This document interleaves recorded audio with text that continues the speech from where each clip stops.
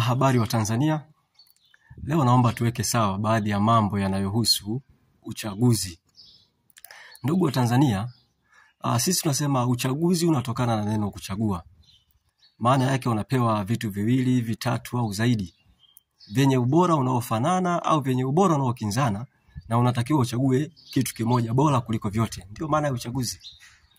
Kwa hiyo lengo la uchaguzi ni kuwawezesha wananchi kuchagua viongozi bora wanaoweza kukidhi matarajio yao.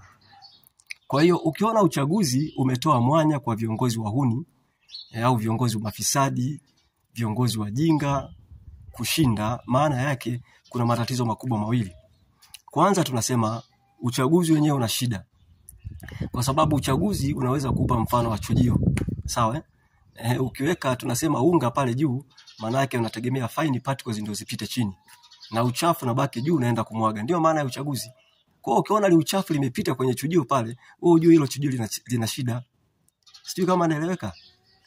Pili, ukiona viongozi wahuni wameshinda, maana yake aidha wale wananchi wale tunasema hawana ujuzi, hawana uwezo au hawana maarifa, hawana parameters wanazozitumia kuamua kwamba huyu anafaa kuwa kiongozi, huyu hafai.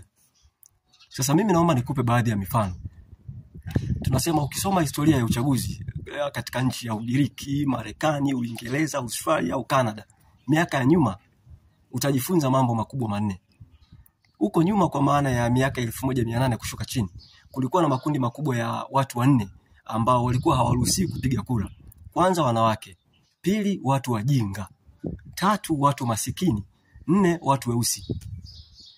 Zamani wanawake walikuwa hawaruhusiwi kupiga kura kwa sababu mzungu alikuwa anaamini kwamba ukimpa mwanamke haki ya kupiga kura, maana yake umempa hadhi inayofanana na mwanaume. Pili, watu masikini walikuwa hawaruhusiwi kupiga kura kwa sababu mzungu alikuwa anajua huwezi kumshawishi mtu masikini kwa hoja. Mtu masikini ananunulika. Na ndio maana nyinyi mashahidi huwa mnaona kwenye mikutano ya Chama cha Mapinduzi, utaona watu wengi wamevalia nguo za kijani. Unakuta wengi wao wamepewa shilingi 3,000, 5,000, 10,000. Sijui kama naeleweka. Tatu, mzungu alikuwa anaamini kwamba huwezi kumshawishi mtu mjinga kwa hoja, kwa sababu mtu mjinga hashawishiwi. Mtu mjinga anarubuniwa, anadanganywa.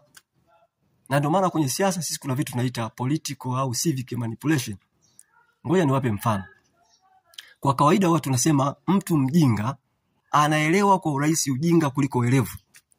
Yaani wajinga wakikutana wakizungumza ujinga wanaelewana kwa urahisi sana kuliko mtu mwelevu akizungumza mambo ya uelevu mbele ya wajinga. Hawamuelewi. Labda nikupe mfano mwingine. Unaona kwenye huo mkono wako wa kushoto, weka kinyesi au weka mavi. Huo mkono wako wa kulia, weka keki. Alafu mwambie mtu mjinga achague. Utashangaa. Yaani mtu mjinga anaacha keki anachagua mavi. Yaani mtu mjinga, mkono wa kushoto weka kiongozi fisadi, kiongozi mlarushwa, kiongozi ambaye hajasoma, mweke mkono wa kushoto. Alafu mkono wa kulia weka kiongozi msomi, weka kiongozi mwenye akili nyingi. Mjinga anamwacha kiongozi mwenye akili nyingi, anaenda kumchagua mjinga mwenzake. Ndio maana ya ujinga. Mfano, mmeona ule uchaguzi wa kule Kigoma Kaskazini wa Baba Levo. Yaani Baba Levo akiongea watu wengi wanamshangilia. Yaani anaongea ujinga, watu wanamshangilia. Ndio unaweza kuona nchi hii ina kiwango gani, kiwango tunasema ujinga ni mkubwa kwa kiwango gani. Sasa tunasema kwamba pia lengo la uchaguzi ni kupima, je, hii serikali inakubalika? Je, hawa wagombea wanakubalika? Kwa sababu ili serikali iwe halali lazima ipigiwe kura. Kwa sababu kinachowapa viongozi uhalali wa kusimamia rasilimali za umma tunasema ni kwa sababu wamechaguliwa. Sasa kama viongozi wameiba kura, viongozi wametumia mtutu wa bunduki kuhalalisha matokeo, viongozi wameshinikiza tume ya uchaguzi kutengeneza matokeo feki. Sasa huo uchaguzi unawezaje kupima? Unapimaje hapo? Huo uhalali wawe kuongoza umeutoa wapi? Umeutoa wapi? Sasa mimi nihitimishe kwa kusema kwamba kimsingi nchi yetu Tanzania imepoteza sifa za kuitwa nchi ya kidemokrasia. Kwa sababu hii uitwe nchi ya kidemokrasia maana yake watu lazima washirikishwe kwenye maamuzi. Sasa kama umepoka uwezo wa watu kupiga kura, unawezaje kusema hiyo ni nchi ya kidemokrasia? Ili hicho nchi ya kidemokrasia kwa maana ya democratic state, tunasema ni lazima watu wawe huru kujieleza. Lazima watu wawe huru kuikosoa serikali yao, kwa sababu serikali si ya kwao. Si wameichagua. Sasa kwa nini wasikosoe? Kwa nini wasikosoe? Na kama wakikosoa unawapa kesi ya uhaini. Sasa utasemaje hiyo serikali ni ya watu? Sijui kama ninaeleweka. Na unawezaje kusema kwamba Tanzania ni nchi ya demokrasia ya vyama vingi kama vyama vyenyewe vya siasa vinazuiliwa kufanya siasa?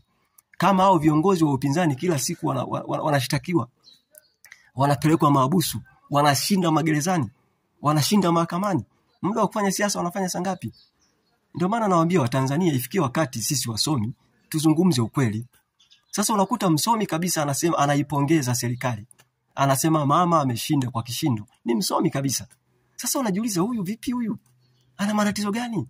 Hana macho, hana masikio? Ndugu wa Tanzania, mimi niishie hapo. Nasema asanteni kwa kunisikiliza. Asanteni sana.